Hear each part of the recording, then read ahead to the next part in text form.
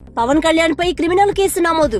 Janasena chief Pawan Kalyan పై గుంటూరులో criminal case నమోదైంది. గతేడాది జూలై 9వ తేదీన వారాహి యాత్రలో భాగంగా వాలంటీర్లపై ఆయన చేసిన కామెంట్స్ కు గాను ఈ కేసు నమోదైంది.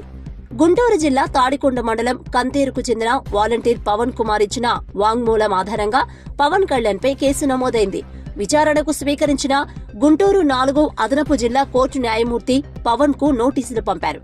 2024 మార్చి 25న కోర్టుకు హాజరు కావాలని నోటీసులో పేర్కొంది. గతేడాది జూలై 9న ఏలూరులో వారాహి యాత్రలో భాగంగా పవన్ కళ్యాణ్ వాలంటీర్లపై సంచలన వ్యాఖ్యలు చేశారు. వాలంటీర్ల వ్యవస్థ ద్వారా ప్రతి కుటుంబంలో ప్రతి ఒక్కరి సమాచారం సేకరించి ఒంటరి మహిళలను గుర్తించి కొంతమంది సంఘ విద్రోహ శక్తుల ద్వారా వలవేసి అపహరిస్తున్నారని ఆరోపించారు. ఇందులో వైసీపీ ప్రభుత్వంలోని కొందరు పెద్దల హస్తమున్నట్లు కేంద్ర నిఘా వర్గాలు తనకు చెప్పినట్లు కీలక వ్యాఖ్యలు చేశారు. దీనిపై రాష్ట్ర ప్రభుత్వం, డీజీపీ ఎలాంటి చర్యలు తీసుకోలేదని పవన్ ప్రస్తావించలేదు.